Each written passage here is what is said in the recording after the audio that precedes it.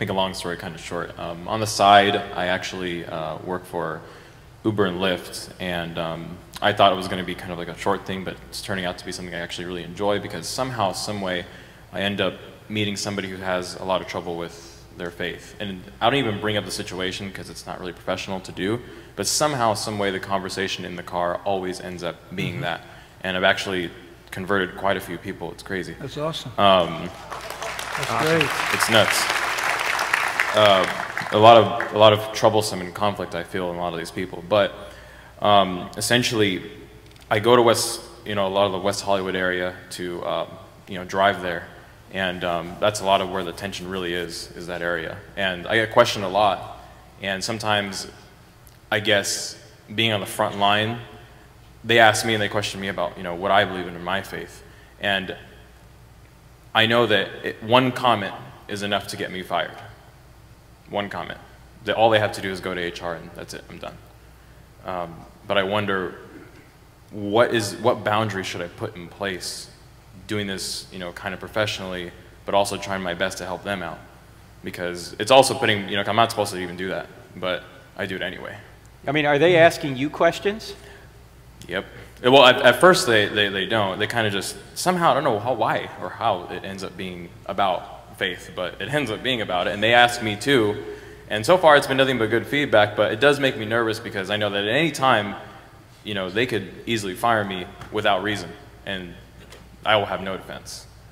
So I guess, where should I draw the line, or if I even should at all?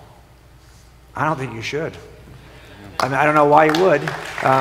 Maybe that conversation starter you have in the back of the seat that says, ask me a question about Jesus, you should probably take that down. But aside from that, or put it up, one or the other. But the point is, I think that you have to make a decision. Look, I mean, your jobs, are you guys willing to be fired for this, for Christianity, for Jesus? Would you say to yourself at the end of the day, you're not going to be, years from now, you will not be praying to your boss at Uber. You'll be praying to God. So one of these two bosses transcends the other.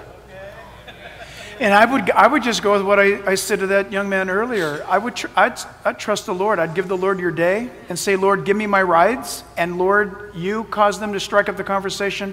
If you go before me. You rose from the dead. You went before the disciples into Galilee. You've risen from the dead. You can go before every rider I pick up today. And Lord, I give the conversations to you. If it comes up, I'll go for it. You know what I wonder? I wonder if there might be a way. I remember when Bob Vernon, who was the assistant deputy of LAPD, chief of police, and he came out afterwards and he started a leadership training program where he would go all over the world teaching leadership principles to law enforcement. And he would have them in for a 3-day leadership deal. And at the end of that, he would say, now listen, I've taught you your department, you've fulfilled your obligation, you do not have to take any, we're done. I want all of you to leave. Those of you who want to know, though, where these leadership principles come from, can come back in the room. But it's not part of your training. It's not sanctioned by your department, not sanctioned by your country. This is just if you want to know where this stuff comes from. And sure enough, he says about 80% of those officers would want to know where these principles came from. And then he would preach the gospel. That's right. And it was amazing, right? And so I wonder if there isn't a way in which you could say, you can start a conversation and keep it within certain boundaries and say, but when we get to the destination, if you got 5 minutes, that's something else I want to talk to you about. And you can hop out of the car and share Christ with people. I wonder if there's I don't even know if that's possible. But the idea would be that you do what your job tells you ought to do, but you provide an open door for those next 5 minutes before you leave to share where those principles come from. Maybe you could just talk about biblical principles and then at the end of the ride say, hey, if you want to know where those come from, give me a second, I'll hop out of the car and I'll tell you. I had an employer tell me one time, because he saw people come into me, and he said, Jack, you can say anything you want as long as it's not on company time. And I think he saw the look in my face. I was 21 years old, I'll never forget it. I looked terrified. And he said, that means on break and lunch and after work. It's your time.